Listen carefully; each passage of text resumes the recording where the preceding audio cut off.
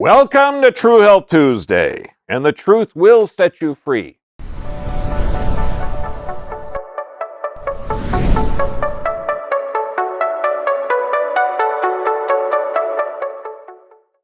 Luckily, we have 30,000 troops in our capital. What could possibly go wrong now that they've taken an loyalty oath to the new administration? Okay, let's talk about real important stuff. Osteoporosis. Okay, now this is huge because some people actually think it's a disease and not an adaptation.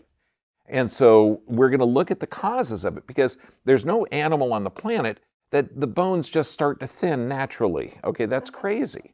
So we have to look at how our system works. So it's really, when you look at the causes, if you don't use bones, the body has a law. It's called Wolff's Law. Bones are resorbed where it's needed, or laid down where it's needed, and resorbed where it's not needed.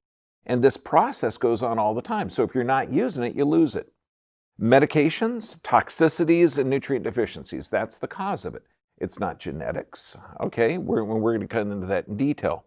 Healthy, how to get your bones healthy. You use them.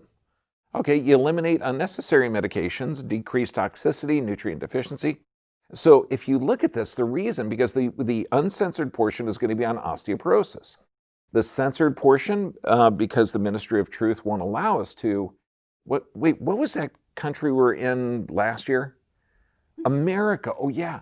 Freedom of speech, freedom of assembly, freedom of religion. We don't have that anymore. So the second part that's going to be censored is how osteoporosis is an adaptation to a toxic and deficient environment. Face masking is an adaptation to a sick, controlled environment. Do you like that? Okay, I thought it was cool.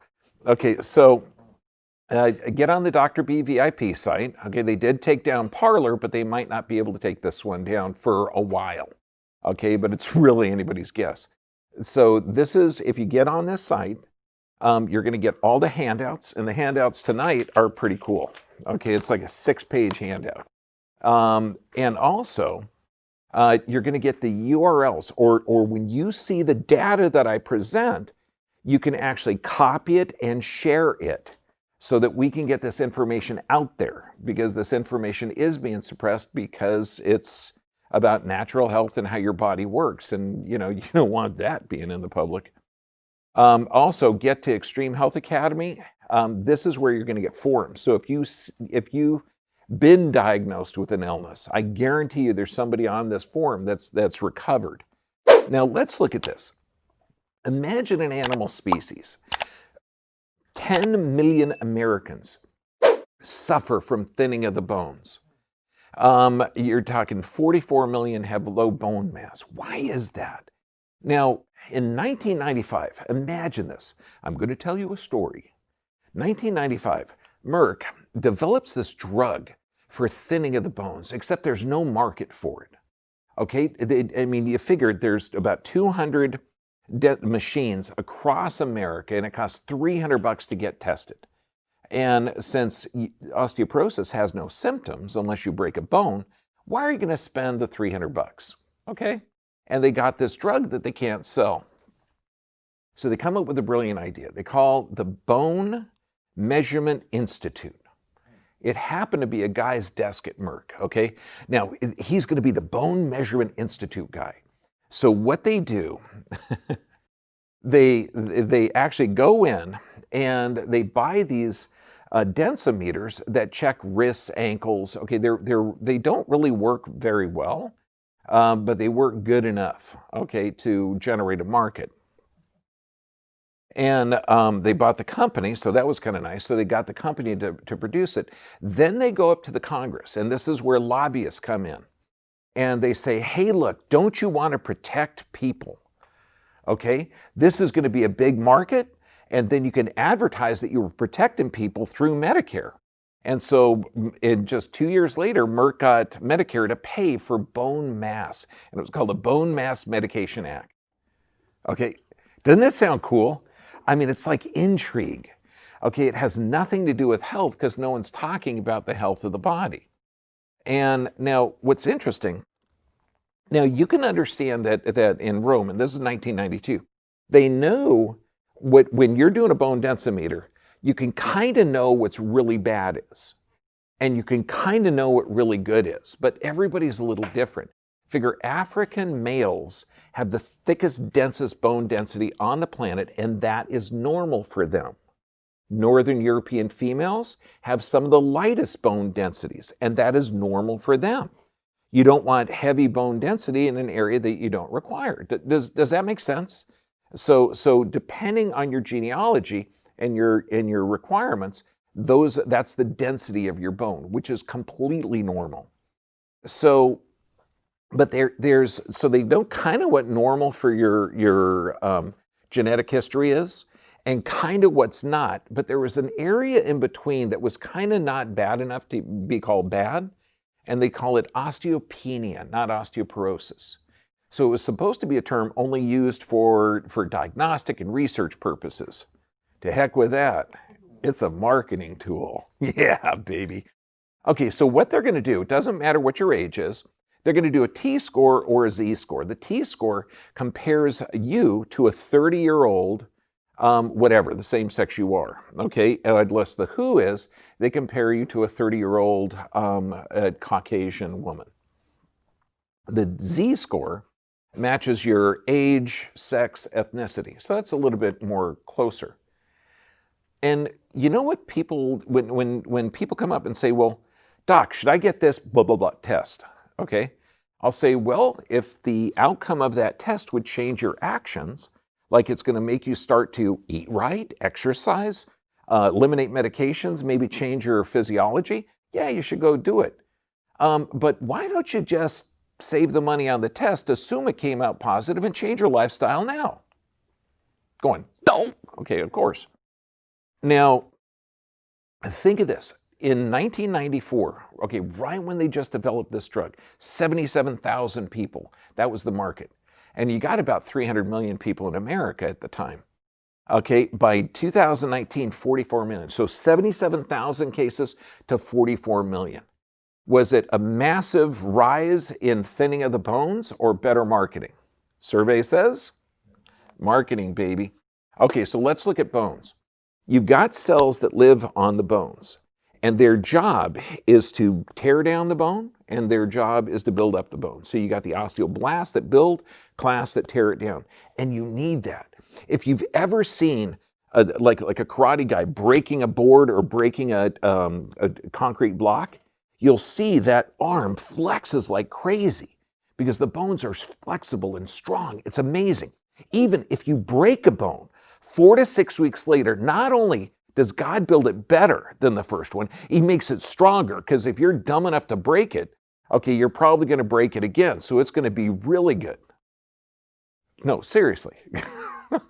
And the long bones, they produce red blood cells. So this is, strength, flexible, it's amazing. Here's a patient, 81 years old, a patient 95 years old. Okay, and they're strong and healthy and normal. And you're looking at 2 traumatic scolioses there that they've had for about 50, 60 years. No fractures and no prescriptions. Is that consistent? Absolutely. So now let's say that you invested money in the densimeter and you were just diagnosed with thinning of the bones.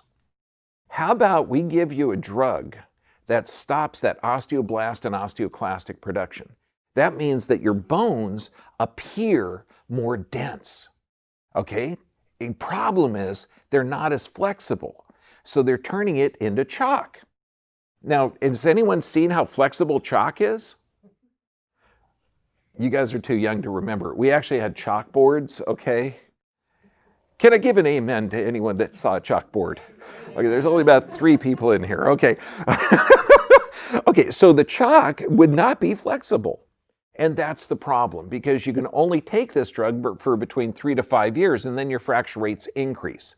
Now, you might think this is insane, that you're giving a drug to somebody that has thinning of the bones. You're not looking at why the bones are thin. You know that the body, if you have an acidic medium, okay, let's say you're eating a bunch of fast food, you're eating toxic food, you're drinking soda, your blood is acidic. And so your body's going to go to the bone bank to withdraw the calcium because it's a positive ion to alkalinize the system. Then you got this drug that if you take it beyond 5 years, your risk of fracture increases beyond than if you never took it before. I know what you guys are thinking. Brilliant marketing. How do you give a drug to somebody who's thinning of the bones and it causes more thinning of the bones? I mean, amazing. Now, studies linking Fosomax to spontaneous bone fractures, and this is what you'll hear. They didn't fall down and break their leg broke, and then they fell down. Over and over and over. It's mind-blowing. Now, we know the right drug at the right time, at the right dosage, for the right diagnosis, kills around 128,000 people a year. So that's if everything's done correctly. That means ask your doctor if this is right for you. He knows every side effect and every interaction and every metabolic process. Don't give me that look. I don't think he does either. But that's what the commercials tell you. Okay, so, milk does a body good. I got an idea. A regular farm cow lives around 20 years, okay? A commercial farm cow lives around 5, because cows, just like every other animal, they give milk when they're pregnant. So if we give massive amounts of hormones, let's say, bovine growth hormone, we can keep them pregnant. Of course, they die early and the milk becomes toxic that we can't even sell to Europe. Well, this type of milk creates acidity, and that's where the higher milk intake causes more osteoporosis. And people will still come in here and say, well, please, should I drink more milk? I said, no, dark green leafy vegetables. That's the best thing in the world for you. 12-year-long Harvard nurses study consumed the most calcium from dairy foods, broke the most bones than those who rarely drank milk. And you'll see this over and over again.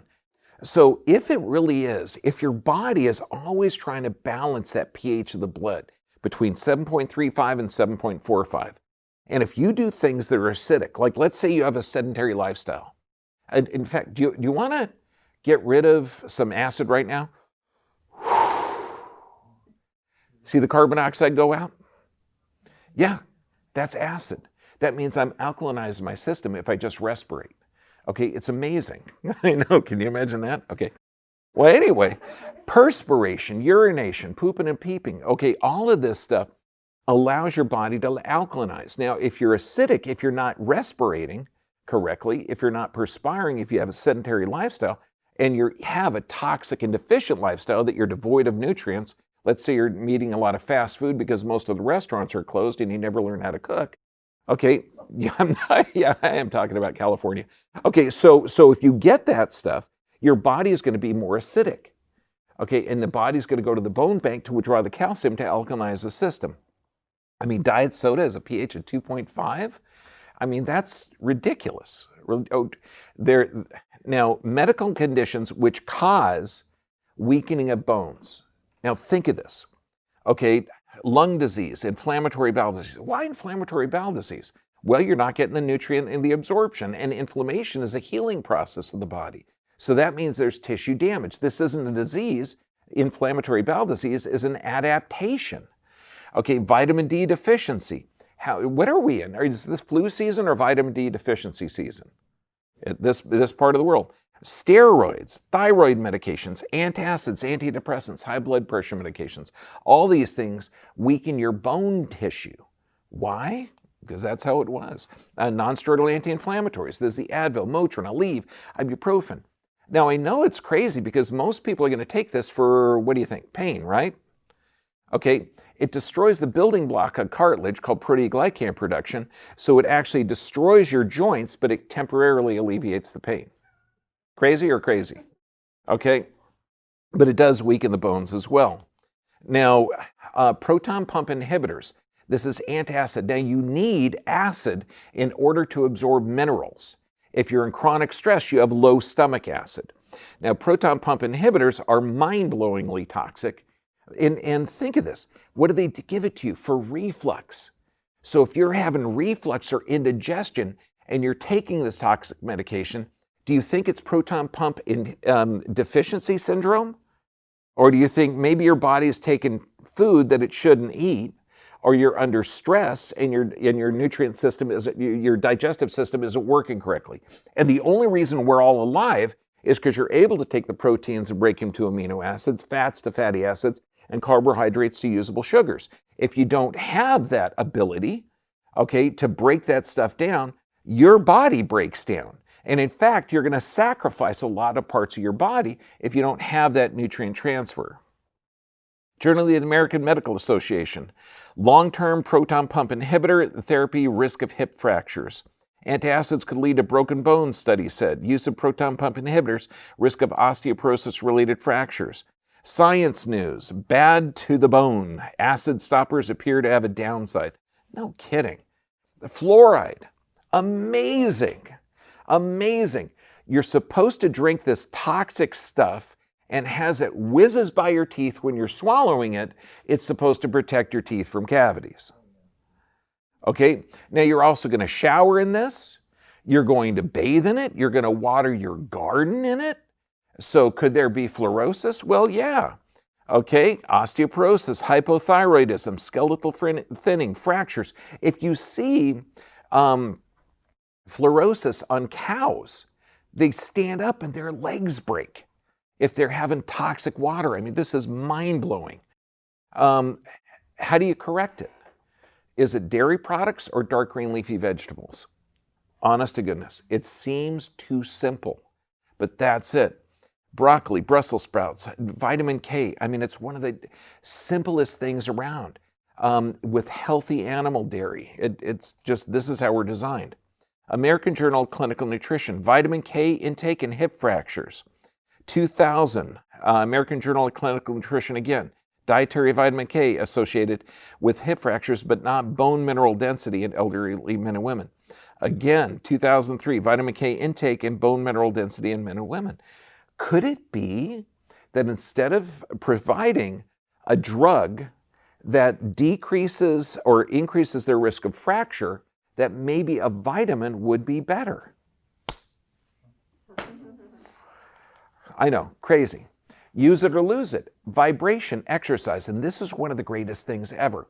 If you're on one of those trampolines, and we've got a couple in our office, guess what I'm doing now? I'm increasing the pressure on my body. And when I go up, I'm decreasing the pressure. So increasing and decreasing the pressure, just like that, that stimulates bone production. It stimulates lymph flow. It's one of the most important things that you could do. It's called movement. And if you have a job where you sit in your car in traffic for a half hour, then you walk 100 feet and you sit at a desk for 8 to 10 hours, then you walk back to the car and sit in it again for a half hour, then you sit in front of the TV, that's called movement deficiency syndrome. Magnesium deficiency. So if you have chronic stress, you have low stomach acid. If you're taking magnesium but you're in stress, you're going to be deficient in it. And magnesium, what are you looking at? Osteoporosis, fibromyalgia, hormone imbalances, depression, anxiety, panic attacks, all from magnesium deficiency. Vitamin D deficiency, again, osteoporosis. How can these diseases be just nutrient deficient when your doctor doesn't know this? Because they're not taught nutrition. So what are the good sources of vitamin D? Eskimos didn't have vitamin D deficiency, even though they're living in, dark area of the world. Fish oil, mackerel, shiitake mushrooms, whole food. Magnesium, dark green leafy vegetables, again. Nuts, mackerel, lentils, avocados. I mean, it seems too simple. Now, we just did getting rid of that. But let's look at how your breathing affects your bones. If you're able to breathe in through your nose, what you're doing, you're stimulating, that air goes into the mucous membranes. It creates nitric oxide. If you're breathing in and out, and if you're breathing correctly, diaphragmatic breathing, this means you breathe in, your diaphragm comes down and your tummy contents come out. So it's like a bellows if you're breathing correctly. It's amazing. So why would diaphragmatic breathing through the nasal be so amazing? Because you're moving the diaphragm, you're moving the lymph, you're massaging all the organs. This is one of the greatest things you can do for it. Benefits of nose breathing: your nasal passages connect directly to the hypothalamus. And the hypothalamus is one of those that has one foot in the endocrine system and one foot in the nervous system. It's amazing. They call it the hypothalamus pituitary axis. It's dynamic for how you adapt to this world. Now, nitric oxide lowers your blood pressure, increases oxygen absorption, because breathing in, you got to get that oxygen into the cells. You got to get it into your blood, because that's what your blood does. It kills bacteria, kills viruses, boosts your immune system. Sorry, sir. We're at Home Depot. You must cover your nose. Why? I thought that you wanted my immune system strong. See the craziness? How breathing, it reduces fatigue, reduces mental fatigue, stimulates the parasympathetic, the rest, digest, and repair, helps eliminate toxic waste, strengthens your immune system. There's not one study out there that shows restricting oxygen, rebreathing in your own exhaled air, strengthens your immune system. I'm sure there's a lot of things that show that closing the beaches and the parks and the gyms and diagnosing, which restaurant should be open, the ones that have drive-throughs or the ones that you could sit in. I'm sure that there's a lot of science behind that. Okay, so I'm sorry. You can smell the sarcasm. Okay, so reopening the schools. Okay, now granted, you could look at schools in Sweden that have never closed. There's schools in certain parts of the country that never closed, but in California, they're going to have children wear masks. They're going to clean and sanitize, temperature checks, limit student-teacher bubbles to 12, require social distancing. No, you can't hug Billy. Okay, you got to stay 6 feet apart. Billy might be infected. Yes, you both feel good and healthy and you're both kids and you're not at risk. Okay, but stay apart. What does that do to the mind? What does that do to the psychological effect? No lunch or recess. Does anybody remember like a real fun memory from 4th grade? Okay, was it involved in math class or were you at recess or lunch? Okay. God, I'm the only one that had fun in math class. Okay. Okay, so this stuff is not based in science, and that's what we're going to talk about now, because breathing is super important. We're not going to talk about the psychological impacts of lack of facial recognition or the psychology behind the limiting your connection with people. This is where we got to start changing, okay? And it's sad to say we cannot put this on certain venues anymore. So this is the part that goes on YouTube and Facebook, and the rest of it, it's going to go on, well, I can't put it on Library because they might wipe that out. They took out Parler. So this next part's going to be on face masks, helpful or harmful. We're going to actually look at the science behind it. Okay, and we're going to see the best way to protect your health and to strengthen your immune system.